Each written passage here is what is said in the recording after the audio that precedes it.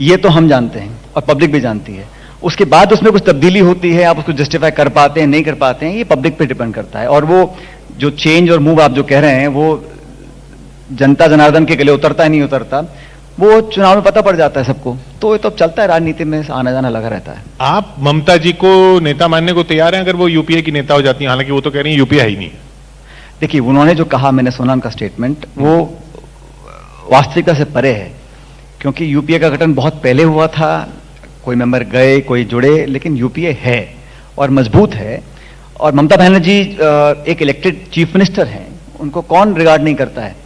लेकिन मैं समझता हूं कि आज उनकी भी जिम्मेदारी है, हमारी भी जिम्मेदारी, सबकी जिम्मेदारी है कि आज जो 7 साल से सरकार दिल्ली में केंद्र में है, उसका बेहतर विकल्प हम कैसे तैयार करें। क्योंकि जनता आज परेशान है। वो कह रहे हैं आप लोग लड़ नहीं रहे ना, वो कह रहे हैं आप लोग तो लड़ नहीं रहे तो हम ही लड़ लेते हैं। ये उनका आकलन हो सकता है, लेकिन ये कहना कि यूपीए नहीं है, ये मैं समझता हूं बहुत गलत है। यूपीए है, मजबूत है, इसको और हम मजबूत कैसे कर सकते हैं, हमें अपना ध्यान, अपना समय, अपनी एनर्जी उसमें निवेश करना चाहिए कि हम बेहतर विकल्प कैसे तैयार कर सकते हैं। लेकिन हम आपस में ही खिंचाव बना कर रखें और अपने मतभेदों को उजागर करते रहें, अपनों को कोसते रहें, उससे बहुत ज्यादा लाभ मुझे लगता है नहीं होगा। क्योंकि देश की राजनीति अलग है, एक प्रदेश की राजनीति अलग हो सकती है, लेकिन राष्ट्र की जो राजनीति है, चुनाव में 2.5-3 साल बचे हैं, रूपरेखा तैयार करनी है, मुद्दों पर लोगों को घेरना है, सरकार को आईना दिखाना है, उसके लिए सब लोगों को साथ आना पड़ेगा। ये तेरा मेरा हम करते रहेंगे और मेरा तुम छीन लो तुम्हारा मैं छीन लूं, इसमें अपनी एनर्जी जाहिर करने का मैं समझता हूं बहुत ज्यादा लाभ नहीं है। तो आप कह रहे हैं कि जो विकल्प देश की राजनीति में बीजेपी के सामने खड़ा करना होगा वो कांग्रेस के बिना नहीं हो सकता?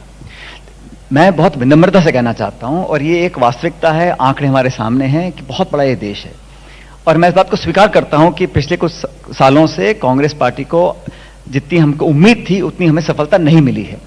लेकिन यह बात भी सच है कि जितनी ज्यादा वोट कांग्रेस पार्टी को मिली हैं, हमारी पार्टी का जो नेटवर्क है, जो प्रेजेंस है, जो हर राज्य में हम सत्ता में विपक्ष में हो, लेकिन पॉलिटिकल प्रेजेंस, पॉलिटिकल डिटर्मिनेशन और एक पैन इंडिया लेवल पर अगर कोई विकल्प तैयार हो सकता है या जो एक चुनौती भाजपा को दे सकता है और फतेह कर सकता है, वो कांग्रेस है।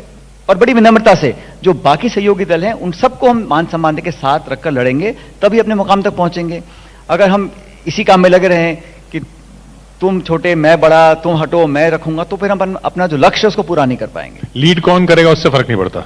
लीड तो पूरा यूपीए कर रहा है और यूपी के चेयरपर्सन है, हम सब मिलकर काम कर रहे हैं। अगर किसी को कोई सुझाव देना है, कुछ अच्छा सकारात्मक एडिशन करना है, उसका सब स्वागत करते हैं।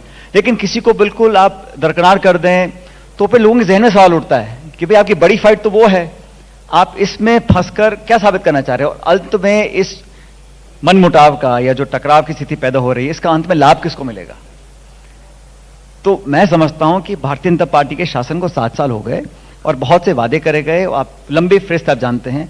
अब जवाबदेही तय करने के लिए, पारदर्शिता लाने के लिए, लोगों को लगे कि भाई 7 साल में विपक्ष मजबूत है और इन मुद्दों पर विफलता साबित हो चुकी है, तो बेहतर विकल्प तैयार करने के लिए मैं समझता हूं सबको साथ आना चाहिए।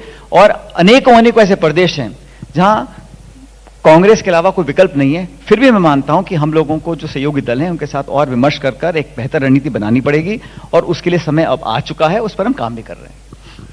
तो अब 21 नवंबर को ये मंत्रिमंडल का विस्तार हो गया राजस्थान में, आपके समर्थक भी कुछ मंत्री बना दिए गए, अब आप खुश हैं?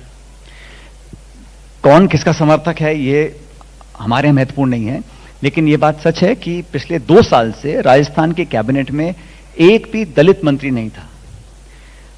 अब हमें लगता है कि जो सरकार बनती है उसमें सबकी भागीदारी होनी चाहिए, उसमें सामाजिक भौगोलिक एक बैलेंस होना चाहिए।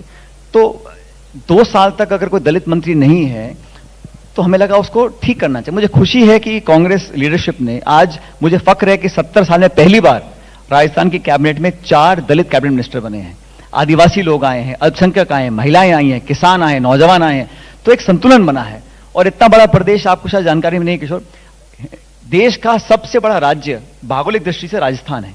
इतने बड़े राजस्थान में इतने सारे समाज हैं, जिले हैं, उन सबको बैलेंस कर ताकि कार्यकर्ता को लगे कि ये सरकार जो मैंने बनाई है खून पसीना बहा के, इसमें मेरी भूमिका है, मेरी पूछ है। पद मत भी दो आप, पद की कोई जरूरत नहीं है, लेकिन मान सम्मान इज्जत समर्थन, उसको लगे कि मैंने धूप में खड़ा हुआ, बारिश में रहा, लाठियां खाई, गोलियां खाई, धरने किए, प्रदर्शन किए, भूख हड़ताल करी, घेराव किया, सब कुछ करने के बाद सरकार मैंने बनाई। और 2013 में जब हम सरकार में थे, चुनाव हुए थे, उस समय हम 200 विधानसभा सीटों में सिर्फ 20 पे रह गए थे।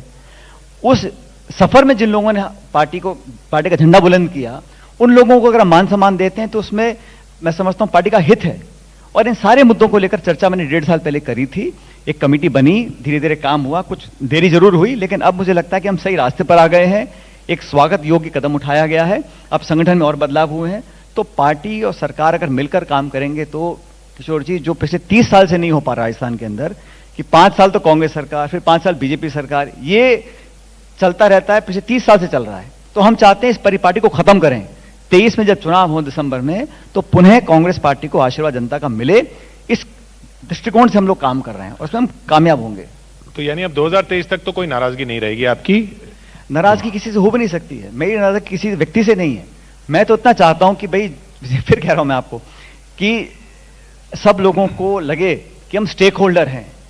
सब मंत्री नहीं बन सकते हैं और बनना भी नहीं चाहते हैं, लेकिन उनकी भागीदारी सुनिश्चित हो ना, शासन में, प्रशासन में, गवर्नेंस में, पॉलिसी मेकिंग में।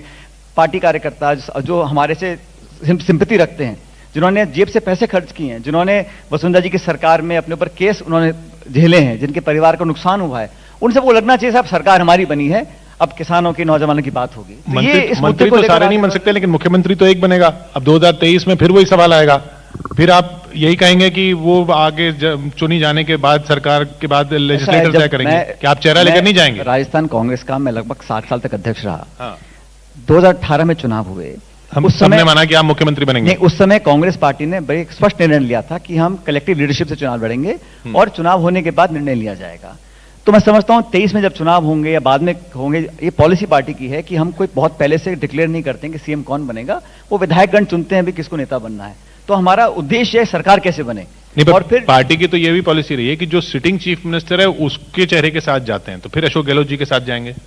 मैंने कहा ना, कोई डिक्लेयर पहले नहीं करता है, और ऐसे कई उदाहरण हैं जो पहले रहे नहीं बने, कई बार ना रहते हुए बन जाते हैं। तो ये तो सब पार्टी का निर्णय है, विधायकों पर डिपेंड करेगा। लेकिन मुद्दा ये है कि हम अगली बार चुनाव कैसे, अगली बार, पिछले सालों 6 चुनाव हो गए हैं, हमेशा हम सरकार में रहते हैं, चुनाव में जाते हैं, हार जाते हैं और बुरी तरह हारते हैं। तो कहीं ना कहीं हमें आत्मचिंतन करना पड़ेगा कि हम 150 सीटों से 50 पे रह गए, फिर हम 100 जीते, फिर 20 पे रह गए, आज फिर हम 107 हैं, फिर आगे दोबारा जीतने के लिए we have to do something positive, ताकि लोगों को लगे कि हम लोग आगे उनका आशीर्वाद प्राप्त कर सकते हैं। इसलिए मतलब जैसे पहले जाते हैं चुनाव में मुख्यमंत्री का चेहरा लेकर, जो सिटिंग मुख्यमंत्री होता है तो हार जाते हैं, तो इस बार सिटिंग मुख्यमंत्री का चेहरा लेकर ना जाएं। चेहरे सभी के सामने होंगे। हाँ। और आप जो मुझसे कहलवाना चाह रहे हो, मैं बोलूंगा नहीं, मैं जानता हूं। हाँ। लेकिन मैं कहना चाह रहा हूं कि अभी सब तो यही मान रहे थे कि आप बनेंगे मुख्यमंत्री, पिछली बार जब अध्यक्ष बन के। भविष्य के गर्भ में क्या छिपा है आपको नहीं पता, मुझे भी नहीं पता। तो वर्तमान में हम लोग अपना काम देखें, अपनी तपस्या, मेहनत करते रहें।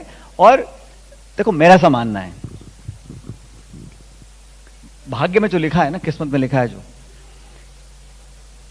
उसे तो कोई छीन नहीं सकता, और जो नहीं लिखा है उसे कोई दे नहीं सकता।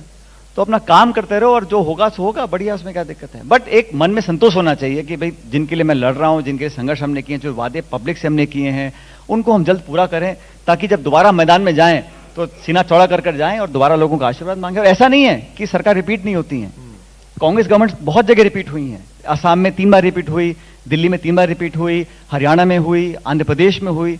तो राजस्थान को देश के बाहर का ऐसा थोड़ी ना है, यहां भी रिपीट हो सकती है।